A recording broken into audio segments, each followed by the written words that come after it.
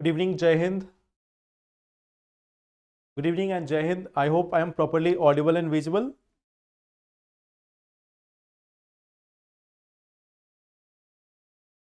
Good evening. So, good evening, Avnish. So, I hope I am properly audible and visible to everyone.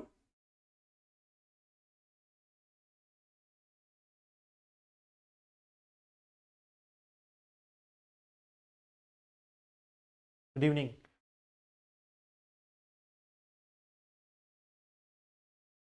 Okay, so like last day, I have asked you one question, and that question was about traditional knowledge digital library.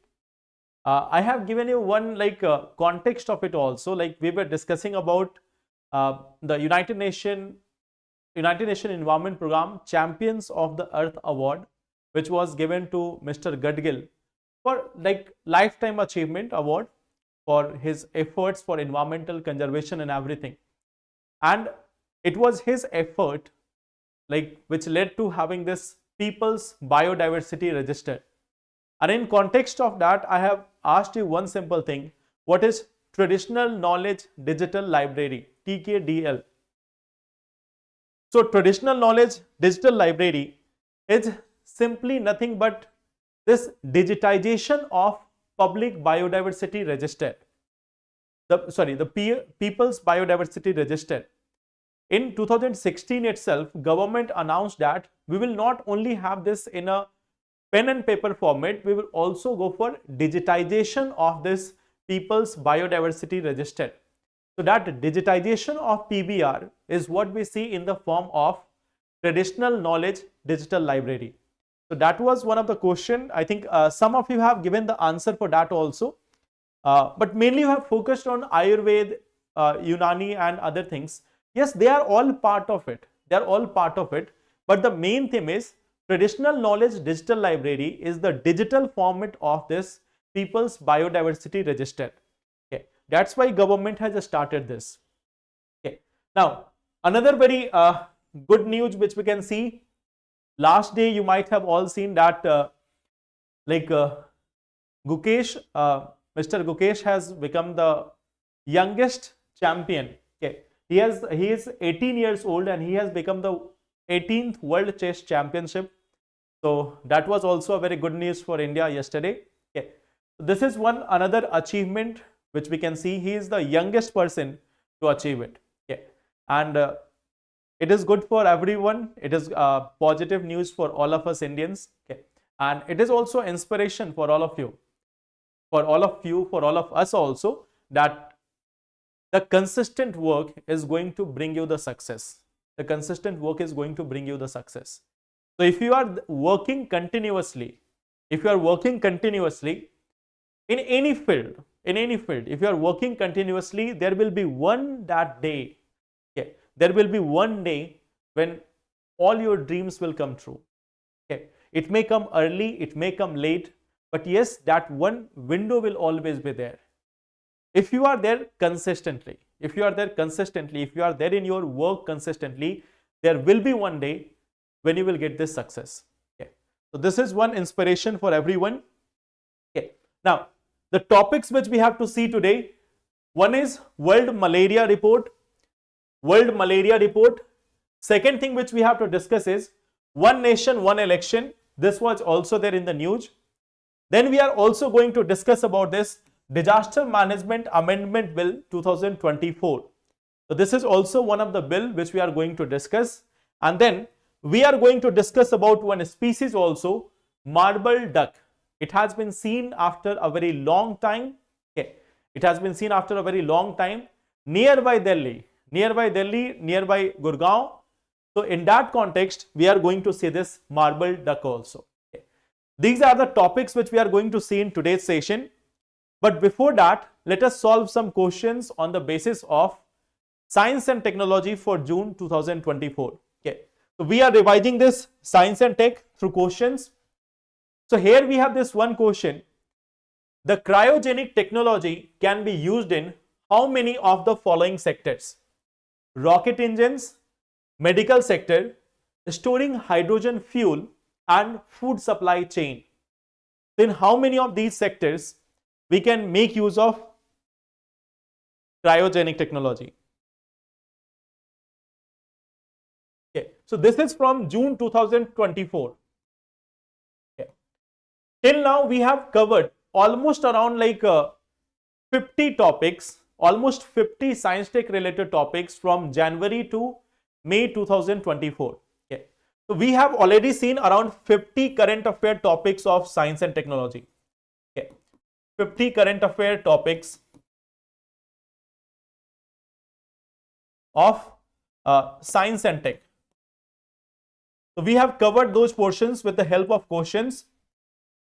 These topics we have seen from January to May. Now we are seeing the questions of June 2024. Okay. So tell me this, the cryogenic technology can be used in how many of the following sectors? What will be the correct answer here? One answer I am getting as option D.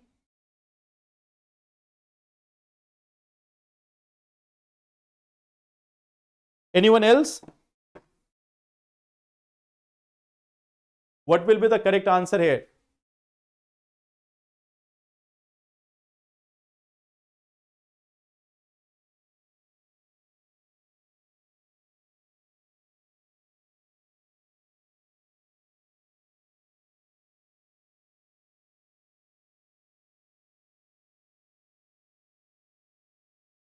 Good evening. So tell me about this question. Where do we use the cryogenic technology? Where do we use this cryogenic technology?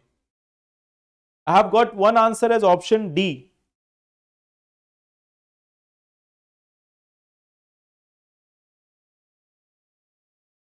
D for Dikshit. Okay. Good evening.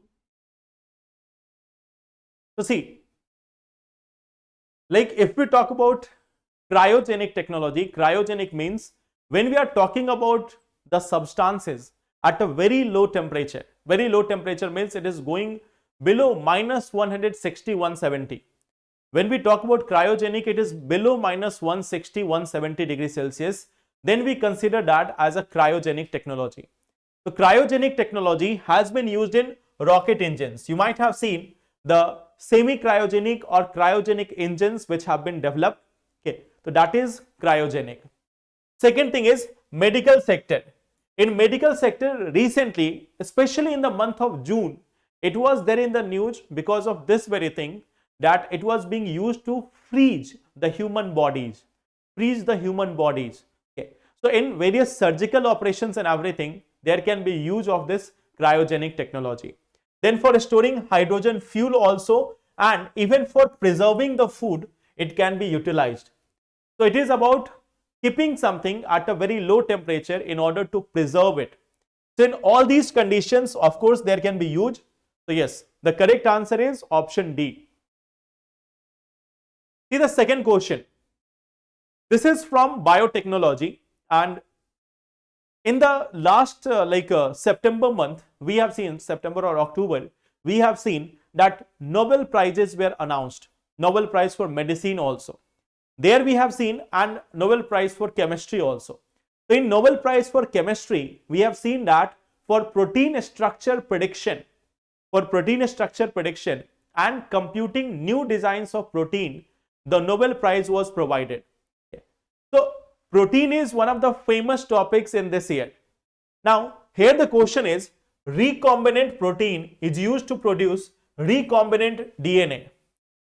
Second is saying recombinant protein can be used to produce insulin and treat various diseases. So what will be the correct answer here? Recombinant protein. What is the application? Question number 2. What will be the application of this recombinant protein?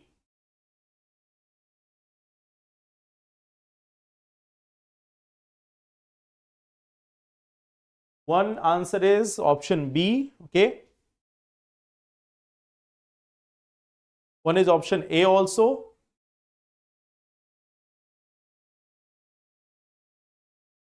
Option B and A. Okay, anyone else?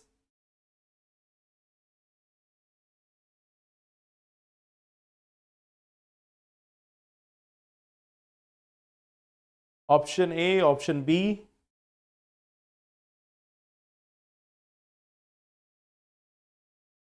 Option A.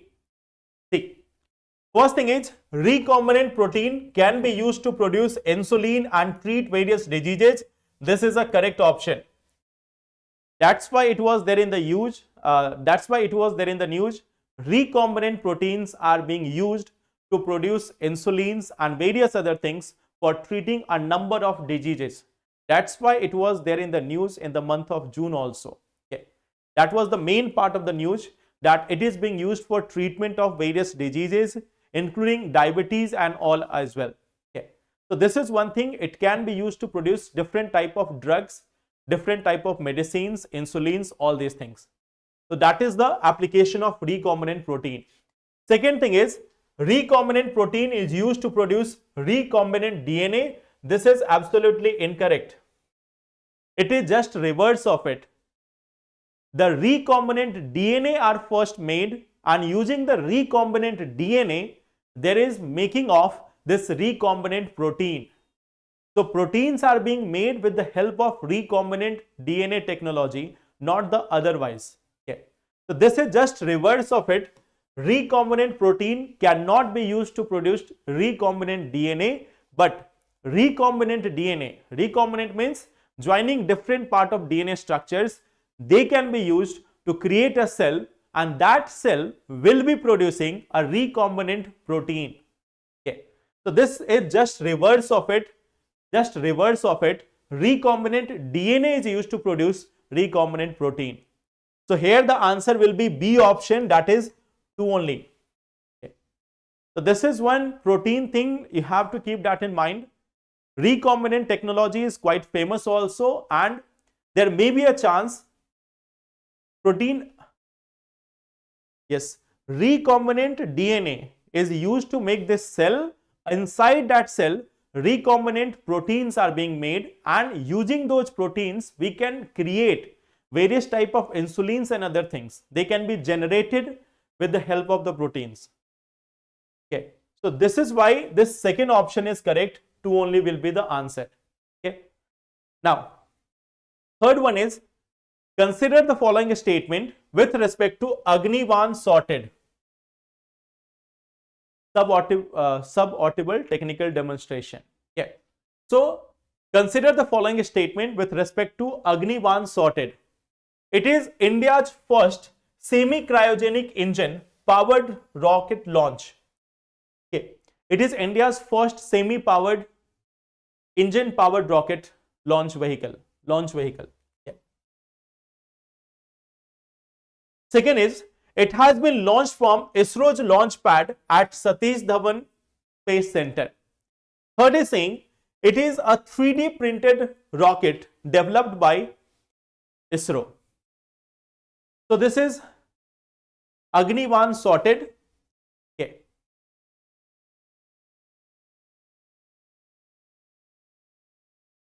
Now tell me about this one.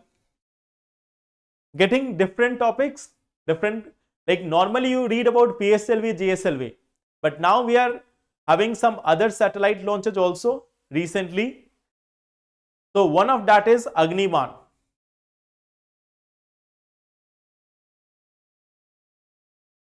So tell me about this.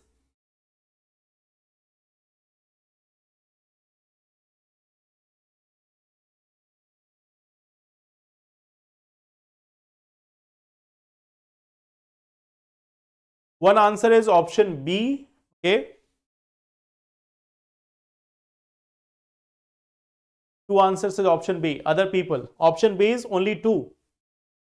How many statements given above are correct? So tell me which one is incorrect. If your option is option B, which one is going to be incorrect?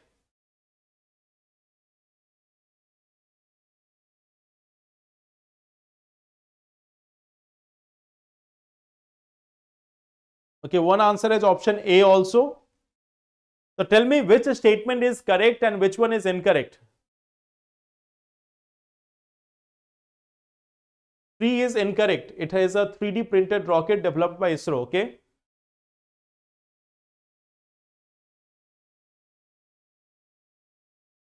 Option A. See, if we look at the third statement, is a 3D printed rocket. Up to this, it is correct. It is a 3D printed rocket. In fact, it is the world's first single piece 3D printed rocket. It is the world's first single piece 3D printed rocket, but it has not been developed by ISRO. Rather than that, it has been developed by Agnikul Cosmos. Okay. Agnikul Cosmos. Okay. The second thing is, it has been launched from ISRO's launch pad at Satish Dhawan Space Center. Just there is one part which is incorrect. Now there is a private launch pad also. There is a private launch pad also, and that launch pad has been developed by Agnikul Cosmos. Okay. So Agnikul Cosmos has made its own launch pad. It has got its own launch pad at this Satish Dhawan Space Center. So it has not been launched using the ISRO's launch pad. ISRO is having two different launch pads at Satish Dhawan Space Center. Now there is a third one also, but third one has been developed by Agnikul Cosmos, and that is a private launch pad. So this second option is also incorrect. Third one is also incorrect. First one is saying it is India's first semi-cryogenic engine-powered rocket launch vehicle. That is the correct one. Okay. So this is one change which you have to see. Now we are also having private launch pad in India, private launch vehicles in India, various private startups in India. So things have become much more complicated now. It is not simply that ISRO is the only launching center or ISRO is the only one launching the satellites. Okay. There are startups which are now launching the satellites. They have got their own launch vehicles, and in upcoming time, it may happen that they will be the one launching the satellites. ISRO will focus on research and development. Okay. So here the answer is only one. Okay. So answer here in this case is only one. Topic for tomorrow. It has been launched from Sriharikota. That is true. See, Satish Dhawan Space Center is there in Sriharikota. Earlier it was called as Sriharikota. Later on, the name was changed to Satish Dhawan Space Center. So Satish Dhawan Space Center is basically Sriharikota only. Okay. It is Sriharikota only. Its name has been changed as Satish Dhawan Space Center. And within Satish Dhawan Space Center, there are now 3 launch pads, 2 which has been done by ISRO and third one which has been developed by Agnikul Cosmos. Okay. Topic for tomorrow in science and technology. It is the topic of not a specific topic. It is from the month of June 2024. So if you are following any magazine or anything, just go through that. Okay. So it is all coming from June 2024. In the next 2 sessions also, in the next 2 or 3 sessions, we will again have questions from June month only. So we are taking it month wise, read those topics, revise them, and on the basis of it, there will be question. Why I am not able to give you questions or topics in advance? Because just for searching these 3 topics, I have to go for almost 1 hour. Because I am not giving you simply any other topic. I am giving you those topics which I think that there is a chance it will be asked in the examination. So for me, the longest time which is required is for searching the topic. Okay. And it takes time. I have to go through newspaper of each and every day. So even if I am giving 1 hour or 1.5 hours, then I get 3 or 4 topics. Okay. That's why I am not able to tell you in advance. Okay. But yes, it is from the month of June 2024. Clear? Bhari mistake. No problem, Satish. See, the main aim is through these questions, make the notes so that next time, if you are going through these 100+ topics of science, you won't need anything else in science and tech current affairs. Okay. I am saying that for 3 subjects, economy, environment, and this economy, environment, and the science tech, I will give you the current affairs. Just go through that, and in prelims you will find that questions will be from there. some from static also, some from current also. Okay. Clear, Avnish? Okay. Now, let's discuss today's topic. So, there is this World Malaria Report, of course, by World Health Organization. Our World Health Organization has come with this World Malaria Report. Okay. So, there is some trends and other things which I am trying to show you here. First thing is malaria cases, it has increased to 263 million in 2023 as compared to like 60.4 per 1000 people. Sorry, it has increased to 263 million in 2023. Okay. Now we are getting that there is an incidence rate of 60.4 per 1000 people as compared to 58.6. So it means the number of cases of malaria has increased in the year 2023. Okay. At the same time, the African region is the most affected region with 94% of global cases. So 94% of global cases are coming from Africa. So incidence of malaria is increasing. Okay. That is one of the trend of this report. Okay. Now, if we talk about India, there is a positive news that in India, what we see that malaria cases have dropped by 69%. Okay.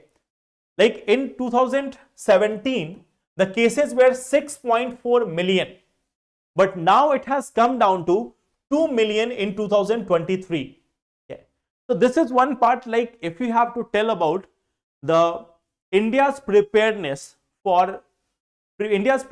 towards various disease, there you have this one fact that in India, the cases of malaria have come down.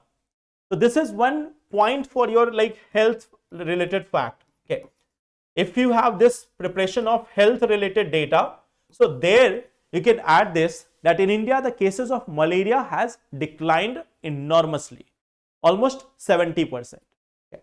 Then reduction in death also around same 68%, and India has officially exited from the high impact, okay, high burden to high impact category. India was earlier there in high burden to high impact category, means there is higher burden also and higher death cases also. So now India has exited that category. It means number of cases has reduced, mortality rate of malaria has also reduced. So this is one positive side for India in terms of health. Okay. From 2017 to 2023, malaria cases has declined. Okay. Then, if we look at this malaria, I think all of you know it is caused due to Plasmodium and particularly the female Anopheles mosquitoes.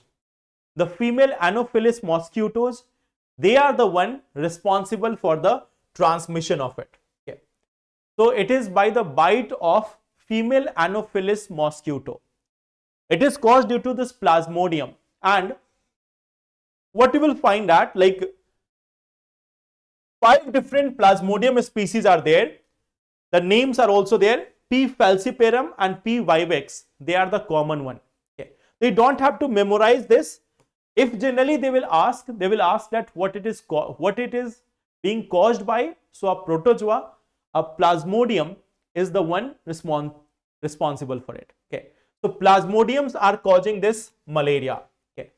It is fatal also, but now in India there is proper treatment for this. So it is not causing that much harm. The cases have also declined. Okay. At the same time, there are vaccines also which has been approved. Okay. There is RTS-AS01, that is the first malaria vaccine, and R21 Matrix M, that was second malaria vaccine approved in 2023. Okay. So these are some of the new vaccines of malaria also. Okay. So this is one news from World Health Organization. Okay. The second important and mains related topic, is it different from neglected tropical disease? See, neglected tropical disease are those which are common but there is no such attention on it. Malaria is common, but there is proper attention on it. There is proper attention on it. Neglected means those tropical diseases which are existing, but people are not taking proper care for this. Malaria is one of the major cause of mortality, and there is proper attention towards it. That's why we don't count it as neglected tropical disease. Okay. So this is the difference.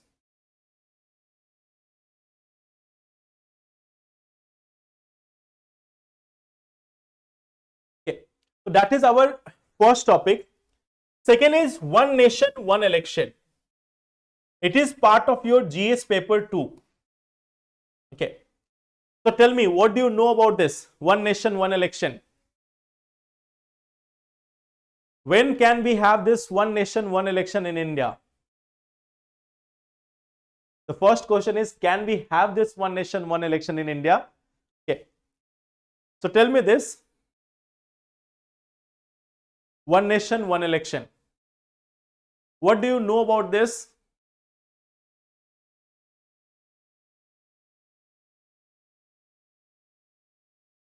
A Kovind Ramnath panel, the former President of India, Kovind Ramnath panel was there. They have suggested this. Okay. Anything else? Anything else apart from this? Anything else apart from this?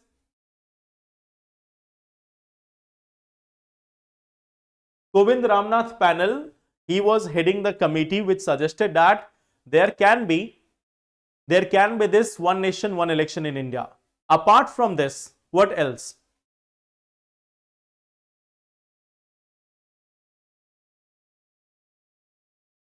See,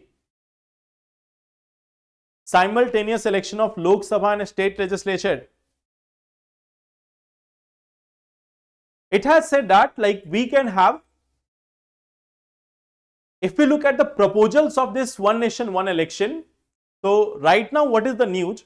The news is very much simple, that the cabinet has cleared the bill for Lok Sabha and assembly polls, and it is going to be tabled soon in the parliament. Means now it is going to be introduced into the parliament. So this simultaneous election, what are the different issues? Let us try to look into this. Okay. If we talk about this, what we see that, some of the important thing, in 1999, the Law Commission of India, which was led by BP Jeevan Reddy, he suggested that there should be simultaneous election for Lok Sabha and State Legislative Assembly. Okay. So BP Jeevan Reddy committee said that there should be simultaneous elections for Lok Sabha and Rajya Sabha. After that, there have been some departmental related committees also, some other committees also. Many of them have not been in favor of this direct one nation, one election or simultaneous election. Many of them have suggested alternative options also. Very recently, we have seen Ramnath Kovind panel. Okay. Ramnath Kovind panel, it had suggested that we can have one nation, one election in two phases. In first phase, we can have Lok Sabha and State Assembly election, and in second phase, we can have local self-government election. Local self-government election. Okay. So this was the proposal of Ramnath Kovind panel. It has suggested in detail that how this can be carried out, what constitutional amendments will have to be done, and each and everything in detail. Okay. So now there is a bill also which is going to be introduced in the parliament in upcoming days. When the bill comes, there will be more clarity on how the government is planning to introduce this. But before that, what are the constitutional provisions?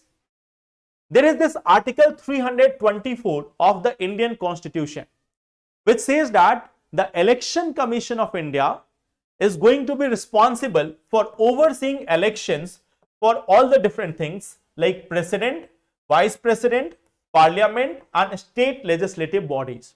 Okay. So this Election Commission of India is responsible for these elections.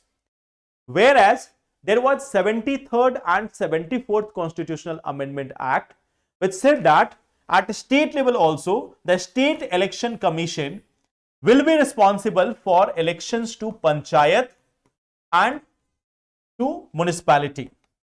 So this is one thing which has been said, that who will be carrying out the elections. So for panchayat and municipality election, we have the State Election Commission, and then we have the Election Commission of India, the ECI, for different things like president, vice president, parliament means Lok Sabha plus Rajya Sabha, and state legislative assembly. Just tell me one thing, if anyone is asking you this question, for state legislative council,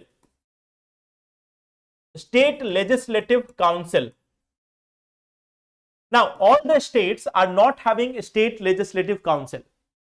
So we have seen that for legislative assembly, the election is done by the Election Commission of India. But if there is an election for state legislative council, who will conduct this?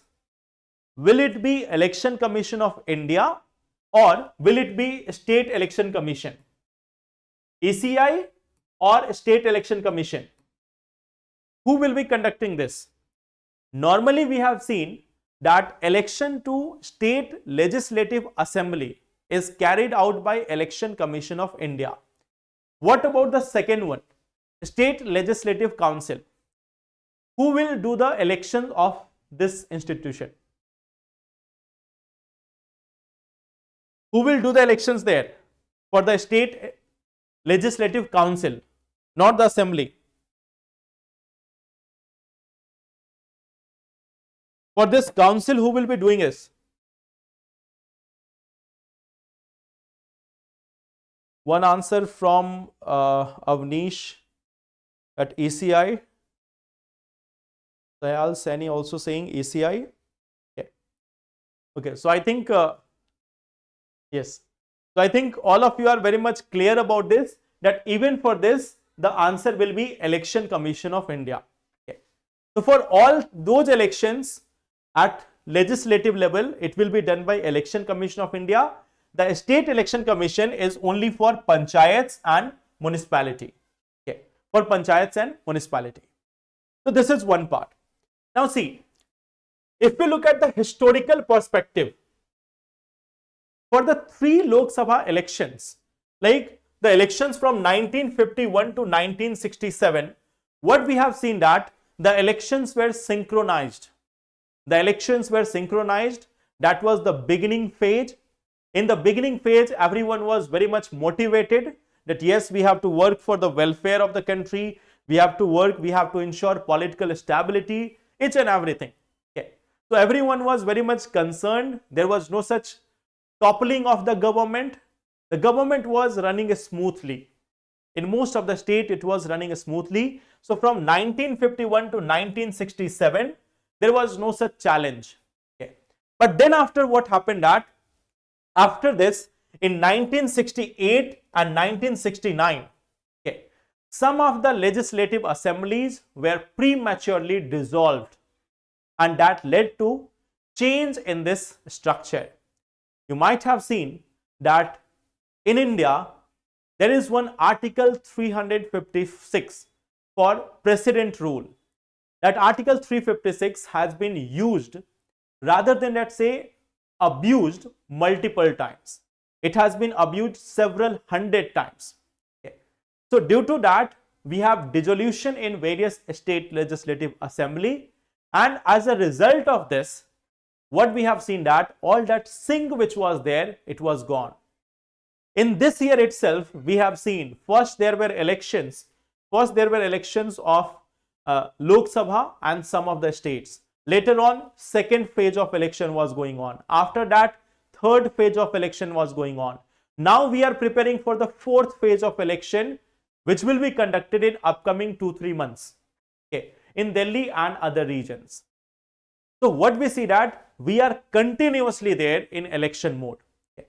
So right now, if we see, this cycle has disrupted, and then there are continuous elections from time to time. Now, why this simultaneous elections? Why having this demand of simultaneous election? One of the thing is, like, it is saying that this regular imposition of model code of conduct, this frequent imposition of model code of conduct, so that is one of the concern. Once the model code of conduct is applicable, no new developmental activities can be planned, no new policies can be planned. So that is one thing, it hinders the development. It puts a like halt on various activities. Okay. So that is one of the concern. Second thing is massive expenditure in elections. Massive expenditure in election. So that is also one of the reason that due to this massive election expenditure, there is more and more inflation, there is more and more burden on the public also. So that is also one of the challenge, more inflation, more burden on the public. Okay.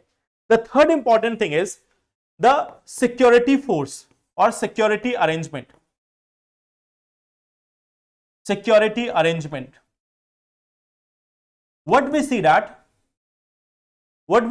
like the security arrangement, the security forces like BSF or other paramilitary forces, they are engaged in elections. And when there are frequent election, it means they are frequently going from one place to another place in order to conduct the elections. And this goes on every year. This continues every year. If in the same state, they are going for assembly elections also. In the same state, they are going for Lok Sabha elections also, and even for Panchayat and municipal elections now. Now even Panchayat and municipal elections are getting national media coverage. Okay. There is fight over Panchayat elections and municipal elections also. So what we see that now there is more and more involvement of security force. In any state, at least 3 times they are going for conduction of elections. Okay. So this is one of the challenge for them. Okay. Then there is also one thing like the impact on society in general. When you know that when elections are there, what is the scenario in the country at that time? Election is the time when you have a number of hate speeches, a number of misinformation, a number of communal tensions which happen in the country. Okay. So social impact of election, social impact of frequent election.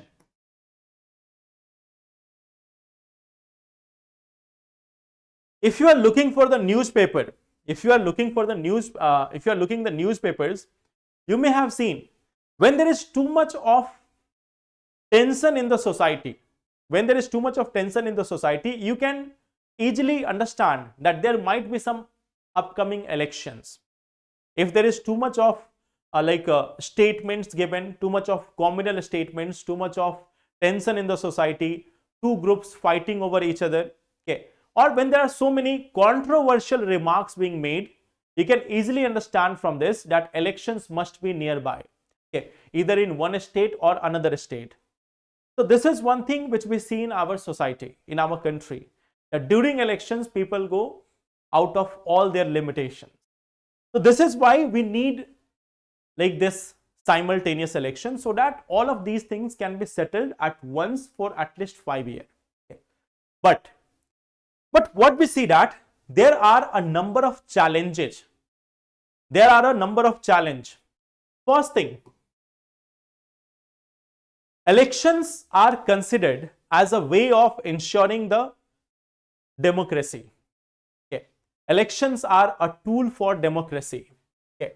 And frequent elections means more and more accountability.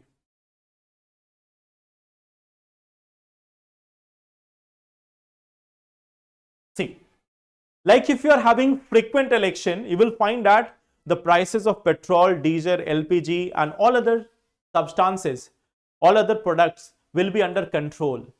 Normally, you will find that when the elections are there, then the prices of many things are in control. Now, suppose if elections are only for 1 year in 5 years, what we will see that for 4 years, we will have higher prices of LPG, higher prices of petrol, diesel, each and everything. And then in the last year, the prices will be reduced. This is one common thing which we have seen for multiple years, not from one party or one government.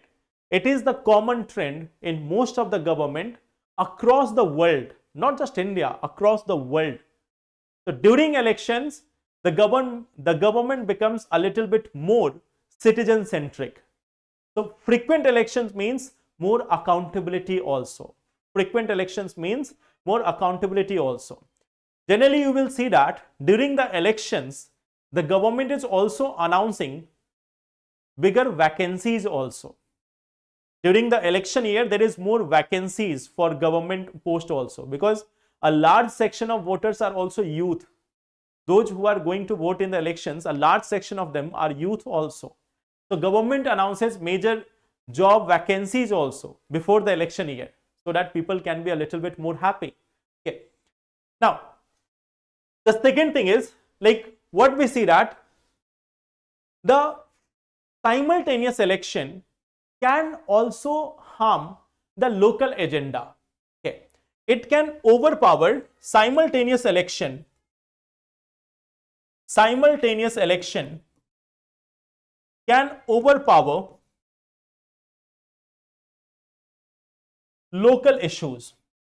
Okay. See, on one hand, it is very much important for the citizens that how the border of the country is guarded, how our relations are with other countries. Like, let us say if we are talking about India, it is a very important thing for the citizens that they decide the government on the basis that how it will be dealing with our neighboring countries, how it will be dealing with the enemies of India, or how it will be able to ensure the integrity and sovereignty of the nation. It is important, but at the same time, it is also important for the citizens whether they are going to get 24/7 electricity supply or not, whether they are going to get the water supply or not, whether they are going to get like all weather road connectivity or not, whether they are going to get school, education, hospitals or not. Okay. So these are also important things. So local as well as national issues, both are important for voters. But if simultaneous election is there, it has been seen that it may overpower the local issues. Like, just for example, during this 2024 Lok Sabha elections, there were elections in states of India also, in various states also. But during this entire election period, you might have seen that the national media has been covering only the national issues. The state related issues are hardly ignored, or like hardly given any space. They are mostly ignored. Okay. Right now, if there is election in, suppose now we are going to have elections in Delhi, you can see the entire national media is going to focus on just the Delhi elections. It's like nothing else is happening in the country. There is no other place in country. Just they will focus on Delhi elections, even though it is an election of a union territory.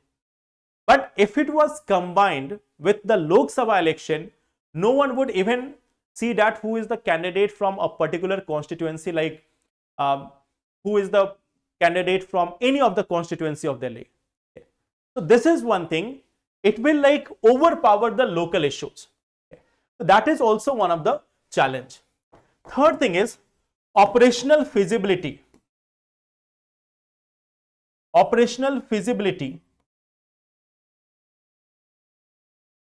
of conducting elections.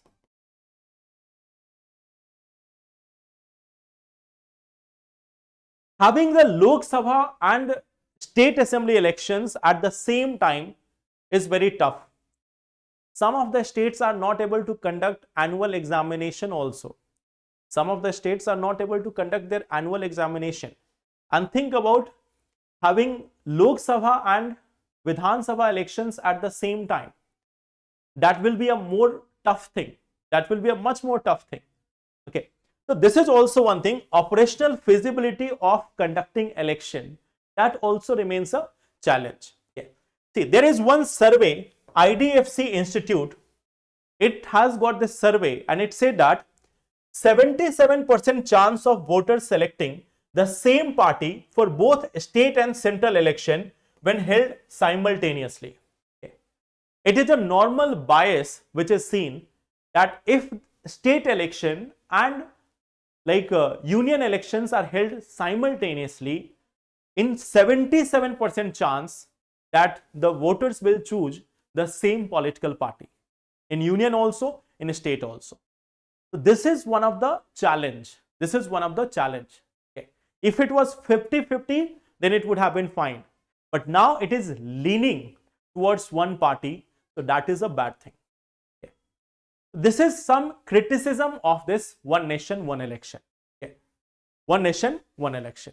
So that is some criticism of it. What can be the way forward? What can be the way forward? You can give some suggestion. What can be the way forward in this scenario? What can be the way forward in this scenario?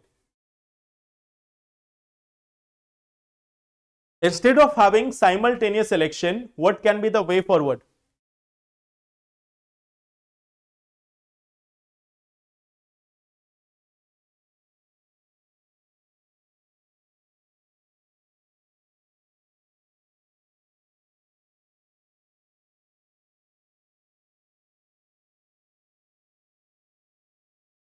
One thing is which is often suggested is we can have grouping of elections. Okay. Grouping of elections. Grouping of elections. Like the first thing is, like in this year, in this particular year, there have been 3 or 4 times elections. There have been 3 times elections in this particular year. So if you know that that there is going to be 3 elections in this year, why you didn't conducted all of them at the same time? There could have been conduction of election at the same time. Okay. So this grouping of election can be seen as one of the solution, that instead of having like continuous perennial elections, you can have one time election. You can have one time election. If suppose 6 or 7 different states are there, they are having elections. So instead of having their elections 2 at one time, then 2 at other time, you can have all those 6 or 7 states going together in an election. So grouping of election is one of the alternate option which can be done. Second thing is, the real challenge of Indian politics. The real challenge of Indian politics. The real challenge of Indian politics is not elections. The real challenge of Indian politics is money, criminalization,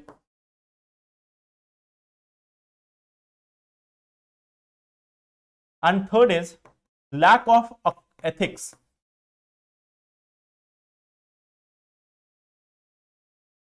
So there is a need to address these 3 first. If there is more and more money power, whether you are conducting one time election or 2 time election, it is not going to solve the issue. The main thing is you have to solve this money power issue. If you are able to solve it, all other things will automatically be done. The criminalization of politics, 44% of MPs in Indian Parliament are having some criminal cases against them. There are more than 100 plus MPs who are having serious charges against them.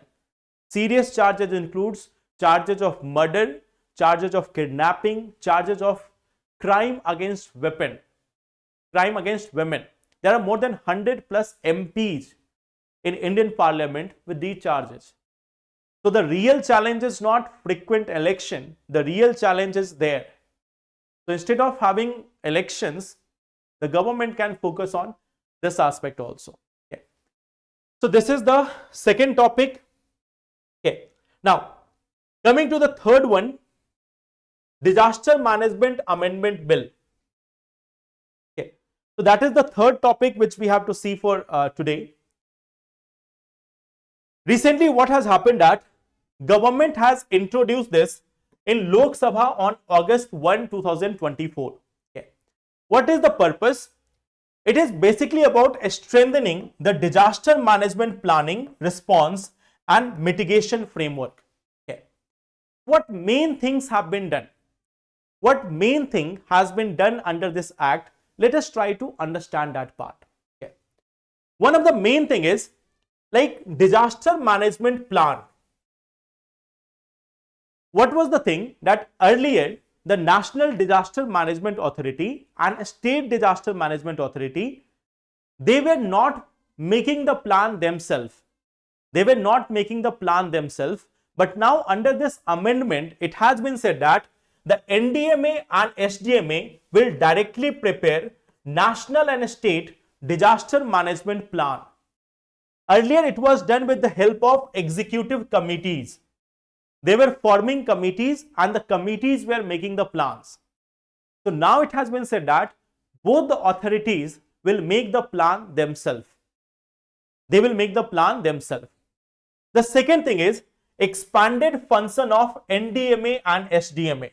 Okay. So their functions have been enhanced. What has been enhanced? They will assess disaster risk, including extreme climate risk. So this is a new thing that now they will also be estimating this extreme climate risk as well.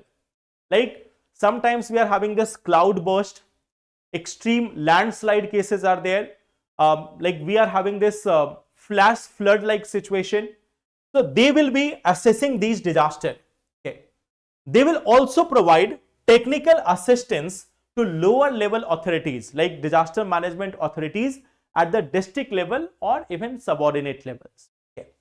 Then recommend relief standard and maintain disaster database. Okay. So they will tell what will be the standard for reliefs and they will also maintain a database of it. At the same time, they will conduct post-disaster preparedness audit as well. Post-disaster preparedness audit, that how much you were prepared for tackling a disaster. That audit will also be done. So this is one change which has been done. Then there is another thing. There is this very crucial part that there will be urban disaster management authorities. Okay. There will be formation of urban disaster management authorities for whom? For the state capitals. Like for all the states, their capitals, they will have a urban disaster management authority. And even those areas which are having municipal corporation, means larger cities, those who are having municipal corporation, they will also have this audit. Sorry, they will also have this urban disaster management authority. Okay. Then at the same time, like they will manage urban disaster plan. So this will be the work of them. And there will also be a state disaster response force. Okay. So earlier it was like some of the states have formed it, some of the states have ignored this. But now it has been said that the states will form state disaster response force. Okay. So it is now being more and more emphasized that apart from the NDRF team, all the states also have to make this SDRF, state disaster response force. Okay. So these are the main changes. First, expansion of the function of NDMA and SDMA, changing their responsibility and formation of this urban disaster management authorities. So these have been the major change as part of this Disaster Management Amendment Bill 2024. So in your disaster management notes, now you can update this also that what new changes has been proposed under the act. Okay. So this is one change, and see UPSC also asks questions on bill in the mains examination. In prelims, I am not saying this key member thing. Why? Because key members will not be asked in prelims until unless it becomes an act. Until unless it becomes an act. So they generally ask question on bill in the mains examination. So for mains examination, this is your topic for GS paper 3. Okay. Otherwise, in prelims, they will not ask PT specific thing. Once it becomes a act, then it becomes PT oriented matter. Okay. One last topic, like this is a bird. Okay.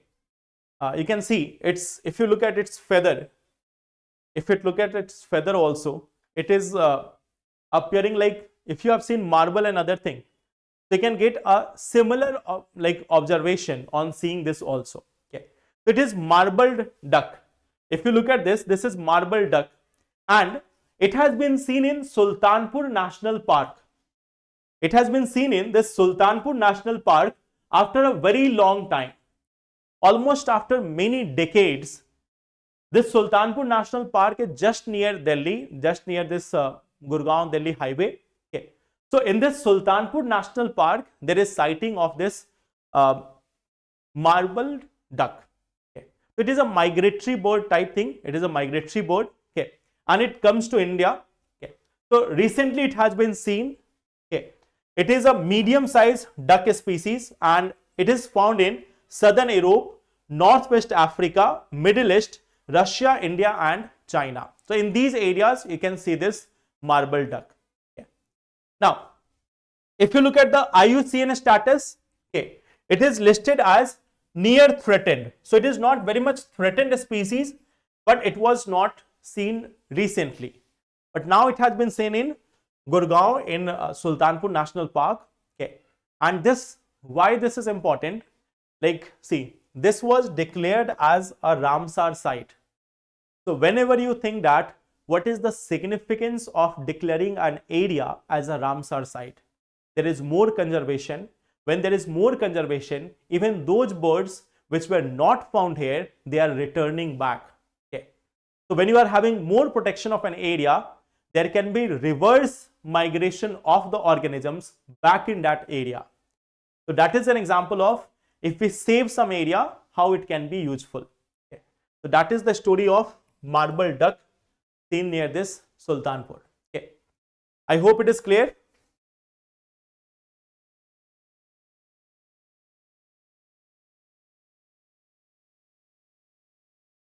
Any doubt? Any question?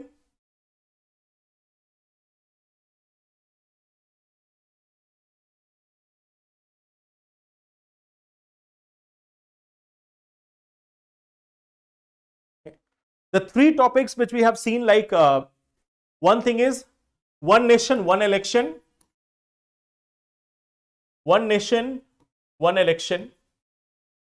And another topic which we have seen, that is disaster amendment bill. Okay. Disaster amendment bill. So these two are going to be the most important topic, very important topic for mains 2025, mains 2025. And see, even if they are not asking the one nation, one election, there is a much more higher chance that they will ask about this one. Okay. In disaster management, nothing like frequent things are happening. In disaster management, we don't see that frequent change is there. After 2005, this is one major change. Mostly they have been making plans, and even if they are making plans, they are asking questions on this. Okay. So this time what we see that there is an amendment in the bill itself, in the act itself. So that's why this becomes a significant topic for you. Okay. So prepare this topic, make this for mains also. Okay. Okay. So thank you so much. And we will meet again on next Monday, I think. Yes, tomorrow is Saturday. So Monday at 5, we will meet again, and then we will discuss the remaining things. Okay. Thank you so much, everyone. Let's meet in the answer writing session. We are going to discuss ethics related answer writing in today's session. Okay. We are going to discuss this, like in ethics question, how we can approach. So thank you, everyone. Suggest more points in way forward of one nation, one election. See, I have given you 3 points. Like, although I have written it in one single point, but that is 3 points. One is money power, controlling over the money power. Okay, there is huge use of this money power in the elections. So that is one thing which we have to control. The second part was control over the criminalization of politics, and the fourth one was this lack of ethics. So I have written that at one, but these are three different points. Okay, there are 4 points in total.